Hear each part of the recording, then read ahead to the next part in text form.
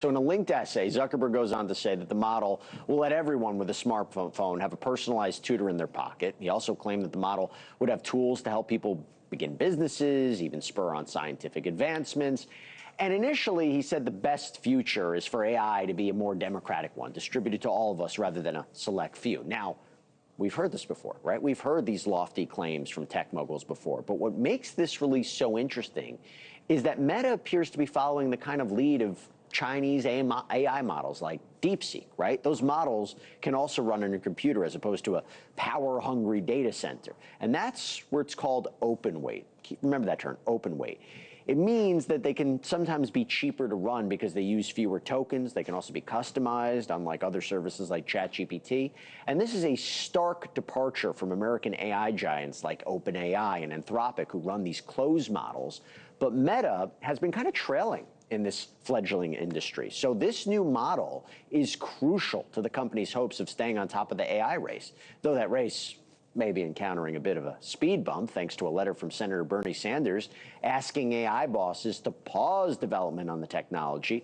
The letter was addressed to Zuckerberg, as well as Anthropic's Dario Amodei and OpenAI's Sam Altman. And in it, Sanders cited the AI agent that escaped OpenAI's sandbox, hacked Hugging Face in July. We talked about that one, as well as the recent news of AI-made viruses. Also talked about that one here, calling the company's actions, quote, absurd, irresponsible, extremely dangerous.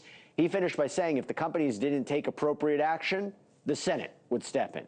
Joining me now for a closer look is Ryan Carrier, the director of Humanity, a nonprofit dedicated to addressing the risks of AI. Ryan, thanks for taking the time. Let's start with Senator Sanders' letter. Think it's going to have an effect? No, I don't think it'll have much of an effect. You know, the advancement of technology is very much an autocratic process. Two people in a garage could make the next big advancement, and government and regulators and enforcement would have no idea that it's even happening. So no, I don't. First off, I don't think they have the right to say it that way and cause that effect. And number two, I don't think it'll make much of a difference. It illustrates, I think, the concern, the fear that people have. And let's talk about Muse Glimmer. First of all, I don't know where the name comes from. It's interesting, but it's kind of catching on to me. What do we think about it? What should we know about it? Well, I think it is. You talked about in the opening that it is an advancement and a catch up for Meta, and I agree with that. It is definitely making a choice between the sort of the closed weight, the hard structure. Can you explain that? I don't know if I was clear about it. What closed and open weight means too. Well, I thought you did a really good job, actually.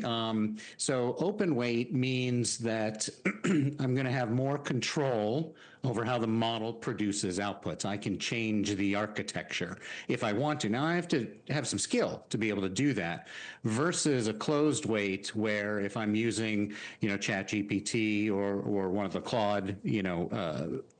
Claude models, those are fixed, and I have to accept. I can only make my changes according to the prompts, essentially. So it's really a difference in usage and preference. There's latency issues. There's control of data, which is a really crucial thing for some organizations. An open weight model, I can keep the data home more and protect my data better, versus closed weight where I have to send it to, let's say, OpenAI or Anthropic.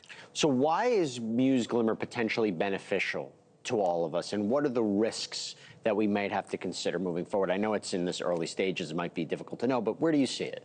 Sure. Well, you do need to care about what the organizations do with the data. One of the things that I'll mention is at the same time that Meta is, offering Muse Glimmer, they've also been named a public nuisance by the judge in New Mexico.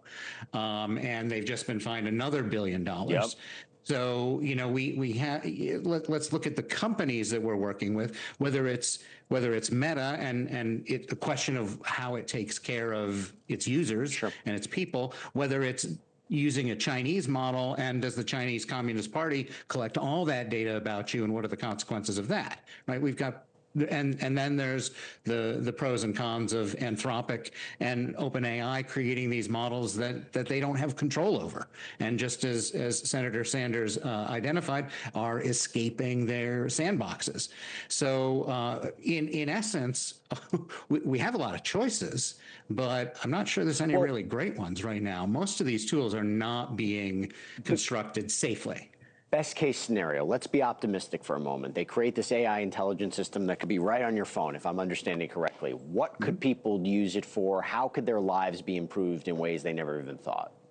When you have this kind of technology, first off, they've used the term super intelligent. We're nowhere near super intelligence. Okay.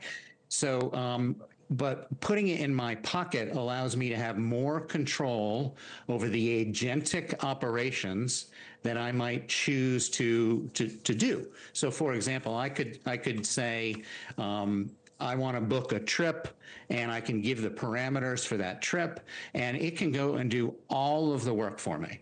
Or let's say a simple thing, grocery shopping. It could keep track of my entire list and do the actual ordering for online delivery.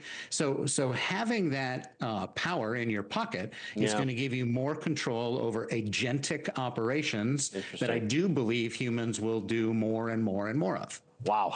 All right. Gave me a lot to think about. Ryan Carrier, good to see you. Thanks for taking the time. Thank you for watching. Subscribe below and download our NewsNation app right now on your phone, and you will get fact-based, unbiased news for all Americans.